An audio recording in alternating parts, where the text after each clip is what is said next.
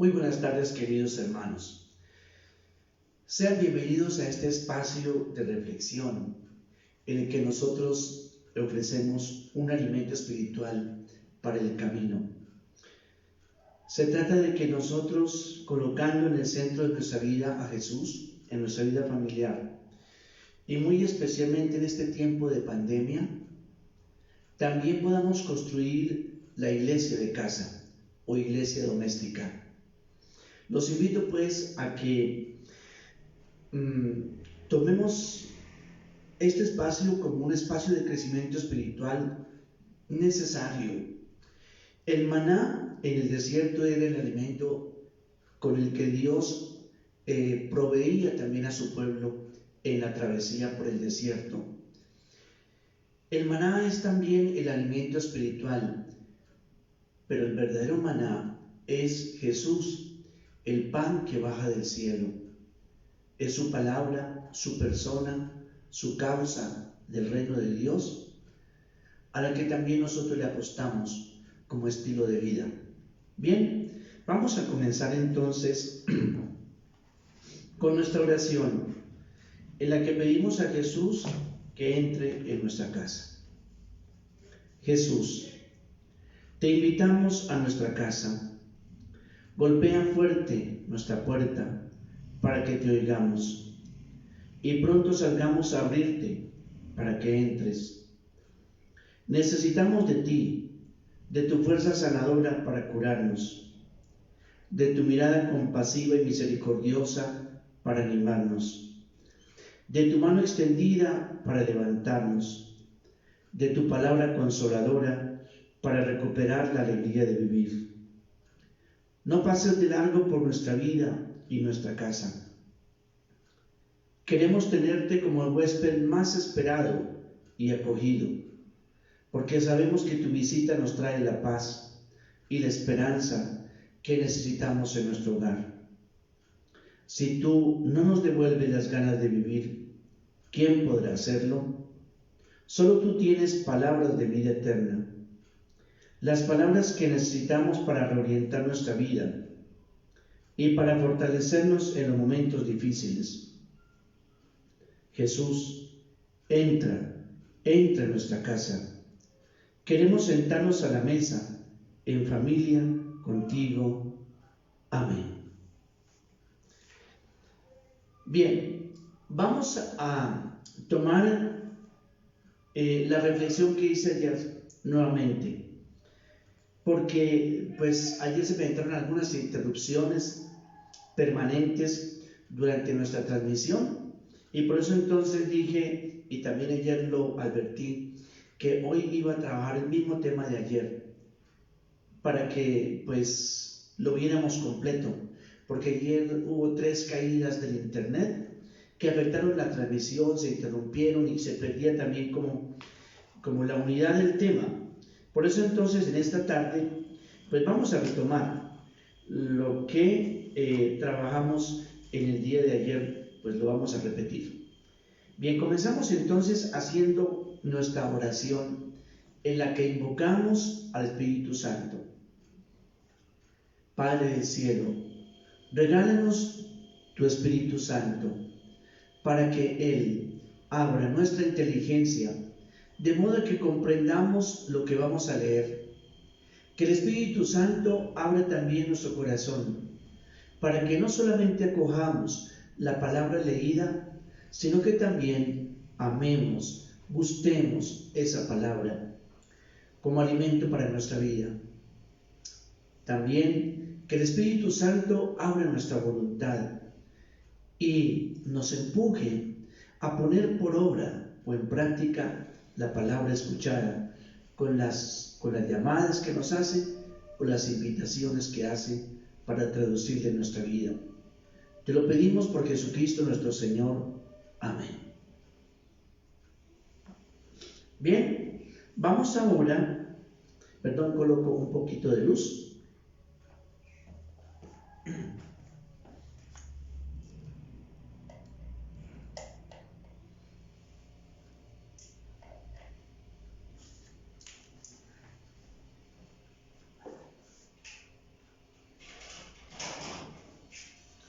Bien, vamos entonces a tomar el texto de Lucas, capítulo 4, versículos del 14 al 21.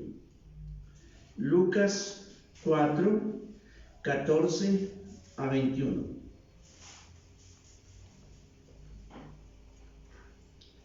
Leemos el texto. Esta vez lo leemos solamente una vez porque lo habíamos leído ayer. Llegó Jesús de regreso a Galilea en el poder del Espíritu, y las noticias acerca de él se divulgaron por toda aquella comarca, y enseñaba en sus sinagogas, siendo alabado por todos. Llegó a Nazaret, donde se había criado, y según su costumbre entró en la sinagoga el día sábado y se levantó a leer. Le dieron el libro del profeta Isaías, y abriendo el rollo halló el lugar donde estaba escrito: El Espíritu del Señor está sobre mí, porque me ha ungido para anunciar el Evangelio a los pobres. Me ha enviado para proclamar remisión a los cautivos y recuperación de la vista a los ciegos, para poner en libertad a los oprimidos, para proclamar el año de gracia del Señor. Y enrollando el libro, lo devolvió al asistente y se levantó y se sentó. Los ojos de todos en la sinagoga estaban fijos en él. Y comenzó a decirles: hoy se ha cumplido esta escritura que han oído. Palabra del Señor. Te alabamos, Señor Jesús. Bien, ayer lo que hicimos fue dar unas pistas de lectura. Siempre se hace necesario, para que uno entienda un texto bíblico, tener algunas indicaciones, algunas pistas, para que uno entienda mejor el texto. Esas pistas tienen que ver con el significado de una palabra, con el sitio donde está ubicada el hecho, con los significados también de algunas expresiones, con las costumbres de la época, fundamentalmente con eso. Y también como el sentido o historia de los personajes. Bueno, entonces lo que ofrecemos en este primer momento, el martes, si Dios nos da licencia, continuamos el segundo, pero en este primer momento recuerdo las pistas que ofrecimos en el día de ayer. Bueno, primera pista, vamos siguiendo el texto y una primera pista, ¿cuál es? Jesús regresa a Galilea. Galilea es la región donde él ha crecido y se ha criado. Recordemos que él había bajado para el bautismo donde Juan, pero también había ido al desierto, el Espíritu lo había empujado al desierto, y allí había experimentado las tentaciones. Ahora regresa a su región, Galilea. Galilea es una parte o una región una parte del territorio de un rey, Herodes Antipas, que es el mismo que va a matar a Juan Bautista y de quien fuertemente lo llama zorro, porque siempre obra como por debajo de la mesa. Sus cartas son siempre como dobles jugadas. Entonces, vive Jesús en ese territorio, crece en ese territorio y ahora va a comenzar a evangelizar en ese territorio. Ese será como su sitio de operaciones, su sitio de evangelización, especialmente en torno al lago y las ciudades que allí aparecen en torno al lago. La principal para Jesús, Cafarnaúm, pero también aparecen otros pueblitos, Betsaida, Magdala, también Caná de Galilea está ahí también cerca. Bueno, pero fundamentalmente así, esos pueblitos los encontramos allí, donde Jesús evangeliza. Bien, ¿por qué va allí? Dice ahí el texto, con el poder del Espíritu Santo. La palabra aquí quiere decir con la fuerza, con la dinámica, con el poder del Espíritu Santo.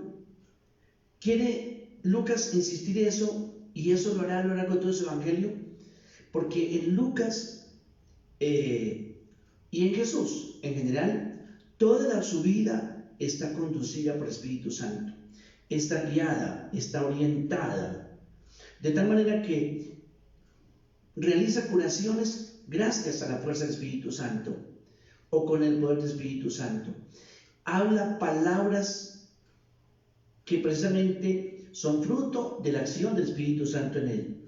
Expulsa demonios con el poder del Espíritu Santo. Y naturalmente toda su actividad de enseñanza está conducida por el Espíritu Santo. Entonces Jesús es una persona completamente poseída, habitada por el Espíritu Santo. ¿Qué es el Espíritu Santo? No es otra cosa que Dios habitando en nosotros.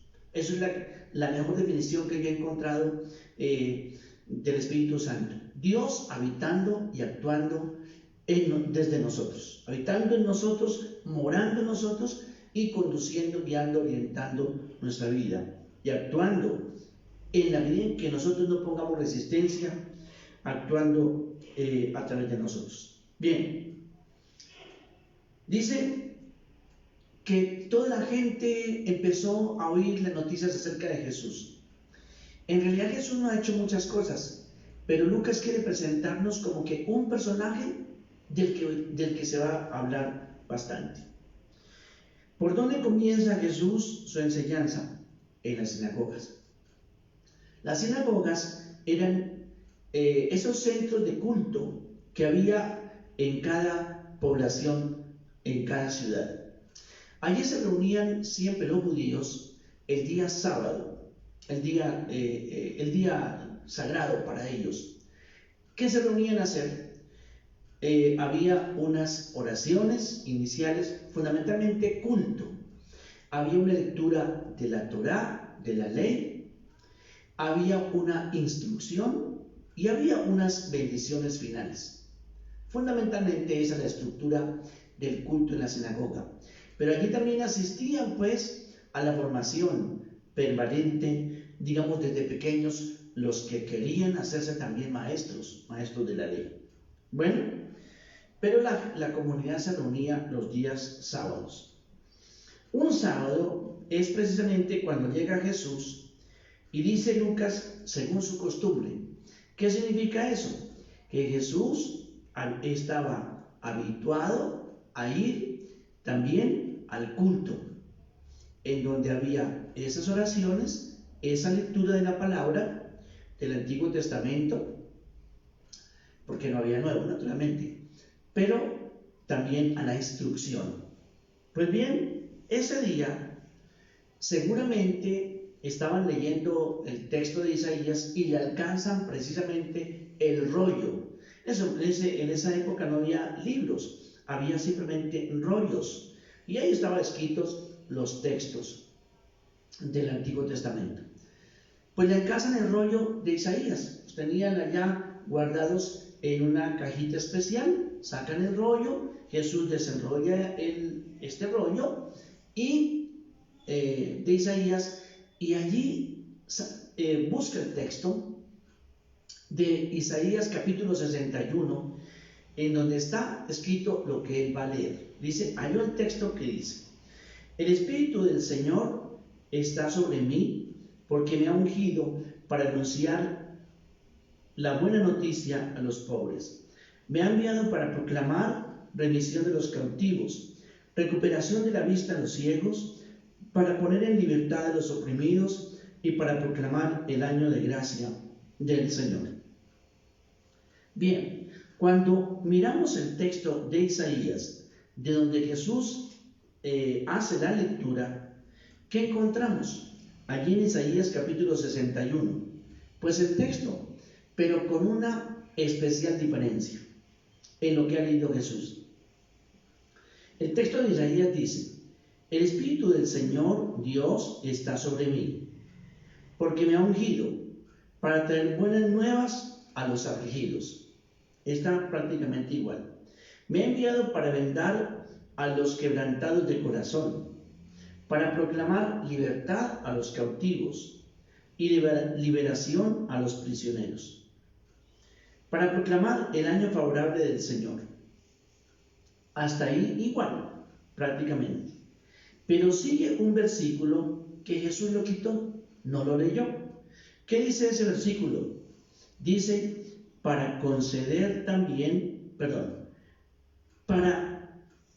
proclamar el año favorable del Señor, el día de venganza de nuestro Dios. El Espíritu del Señor me ha enviado también a proclamar el año de gracia del Señor. Eso lo dice, pero no esta parte.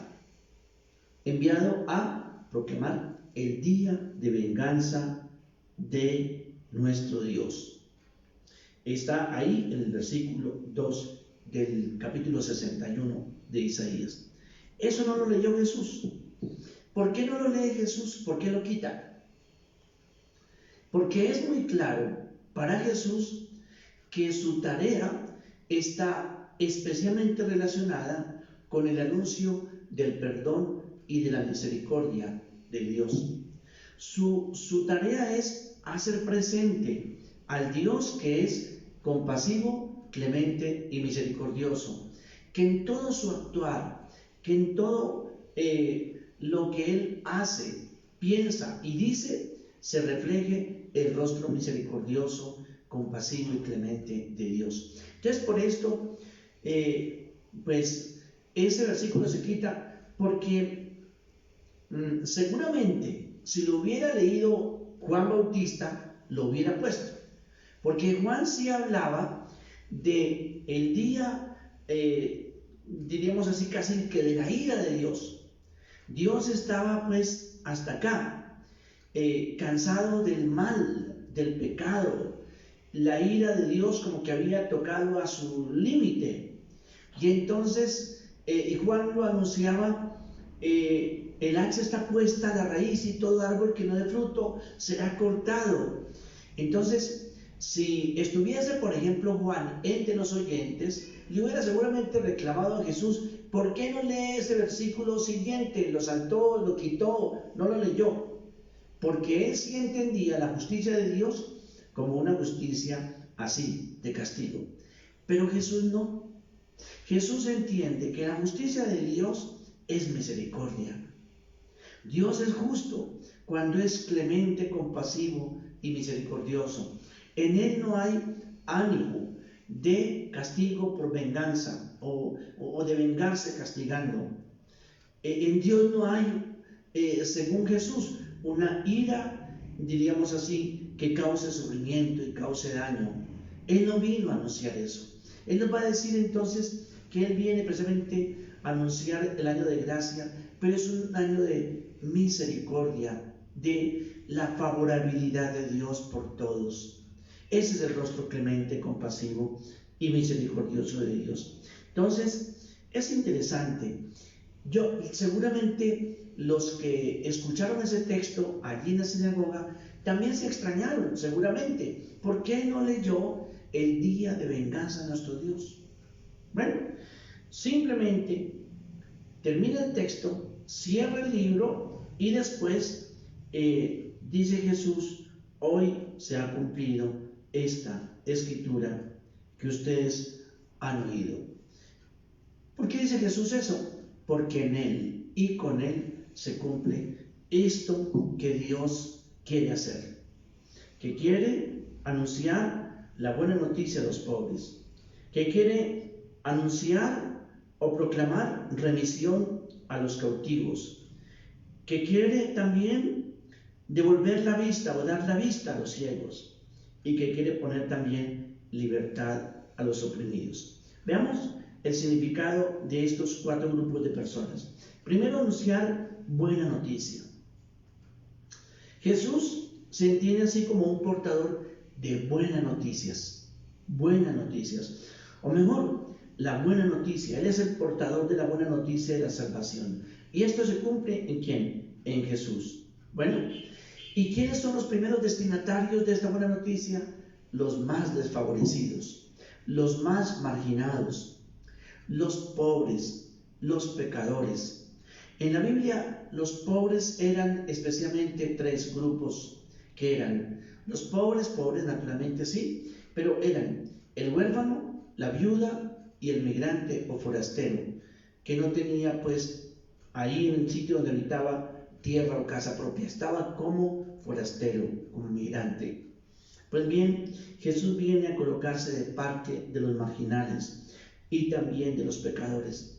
Él mismo lo aclara cuando evangeliza, que yo no he venido por los justos, sino por los pecadores, que no son los sanos los que necesitan médico, sino los enfermos. Entonces Jesús ya hace de entrada, allí cuando se presenta en su pueblo, en Nazaret, en esa sinagoga, se presenta pues así, como el que toma parte, o Dios toma parte, por los marginales, por los pobres. Segundo grupo de personas, dice, he venido a proclamar remisión a los cautivos. La palabra remisión tiene que ver con un perdón de deudas, con condonar, digamos, las deudas que se tienen, lo que se debe también. Él viene a condonar, Él viene a perdonar, Él viene a remitir, es decir, a borrar las deudas que se tienen, y especialmente, naturalmente, con nuestro Dios. Viene a dar vista, nos dice tercer grupo de personas a las que aparecen acá en el texto, vista a los ciegos. La curación de la vista, o ese dar vista a los invidentes, no se refiere únicamente a la sanación biológica, se refiere especialmente a que Jesús viene a que abramos los ojos, a que aprendamos a ver las cosas como las ve Dios, a juzgar como juzga Dios. Entonces, ese abrir la vista para que se entienda mejor y el sentido de las cosas, de los acontecimientos, de lo que Dios está tratando de decir a través de los hechos, eso es lo que viene a hacer Jesús, pero sobre todo a anunciar cómo es que Dios ve las cosas, cómo es que Dios ve los acontecimientos, cómo es que Dios ve las personas, cuál es la mirada de Dios sobre la humanidad. Entonces, ¿eso que requiere? Que se abran los ojos, que se aprenda a ver las cosas como las ve Dios. Él fue el primero, ver todo con o desde la perspectiva de Dios o con los ojos de Dios. Entonces, ese abrir los ojos es una de las tareas principales también de Jesús. Cuarto grupo de los que aparecen aquí en Isaías. He venido también a dar libertad a los oprimidos. Esta libertad está asociada a que todos aquellos que padecen el abuso y las injusticias, todos aquellos que se encuentran oprimidos, para ellos Jesús es buena noticia, porque Él viene a romper precisamente cadenas a las que las personas, los humanos, estamos pues también atados. Y finalmente dice, he venido a proclamar el año de gracia o año favorable, el año favorable del Señor. ¿A qué hace relación Jesús? Hay un texto en el Levítico, o mejor, hay un capítulo en el Antiguo Testamento, concretamente en el libro del Levítico, capítulo 25, en donde se habla de aquello que Dios mandaba que se hiciera cada 50 años, cada 49 años, mejor, año 49 y el siguiente, se llamaba el jubileo. Era un año muy esperado por mucha gente. Lo esperaba la gente, especialmente los pobres, los esclavos, pero también lo esperaba la naturaleza. podríamos decir. Año de jubileo. Precisamente, ¿o qué sucedía ese año y por qué era tan esperado? Era un año esperado, en primer lugar, por los esclavos, porque allí en el capítulo 25 está pedido que el año 50 prácticamente, toda persona que tenga a su servicio esclavos debe dejarlos en libertad. Entonces imagínense una persona que de pronto había perdido la libertad como consecuencia le tocó venderse a él y a sus hijos porque se quedó atrasado en el crédito o no pudo pagar la plata que le prestaron. La única manera de pagar era ofrecerse como esclavo. Entonces, era esperado ese año por todos los que estaban sometidos a esta situación de esclavitud. Era también esperado por aquellos que tenían deudas con alguien, debían dinero, bienes a alguien, porque se pedía también que el día del jubileo se perdonaran las deudas. También era una oportunidad esperada por todos aquellos, o un año esperado por todos aquellos que habían tenido que entregar de pronto porque habían tenido malos negocios y como consecuencia del mal negocio o la sequía tuvieron que entregar su propiedad a aquel a quien debían, por ejemplo, dinero. Estaba mandado que ese año 50, el año de jubileo mejor, debía la tierra devolverse a sus dueños originales. Entonces, así que se evitaba el latifundio y que un latifundista fuera montando sus tierras de una manera pues así creciente. Entonces, este hombre que de pronto rico, latifundista, había acumulado tierras con las desgracias ajenas, pues está obligado a devolver la tierra a su dueño original. Y por último, también ese año la tierra descansaba, porque la ley del jubileo pedía que ese año no se sembrara, solamente se cosechara. Entonces era muy sabio, incluso esa ley como cuidado de la creación, para no explotar la tierra de una manera, diríamos así, infernal, a someterla como a producir y a producir, a producir, a producir y no dejarla descansar. Entonces, esclavos, los empobrecidos, los que tenían deudas y la tierra misma, todos esperaban ese momento del jubileo, ese año del jubileo, porque se daba entonces como una reorganización social. Volvamos a comenzar, era prácticamente la oportunidad que se daba para todos también. Así se evitaba ¿qué? La esclavitud permanente, la concentración de tierras en pocas manos, el mayor empobrecimiento de la gente y el abuso de la tierra. Entonces, esto se celebraba el día de jubileo. Bueno, entonces Jesús ubica su misión, su tarea, y se los cuenta a sus paisanos allí en Nazaret, en esa sinagoga. A esto he venido, a esto he venido. Termina pues la lectura y devuelve el rollo al que ayudaba ahí en la sinagoga, se sienta y todos están ahí como, dice, todos quedaron en la sinagoga con sus ojos clavados en él, como sorprendidos que había crecido allí en Nazaret y que ahora venía de hacerse bautizar, ahora regresaba a su tierra y entonces había leído que el Espíritu Santo lo había ungido, lo había como consagrado, lo había separado, pero para una tarea especial. Porque consagrar o ungir era eso, era separar para también asignar como una tarea profética. Y es la que él presenta.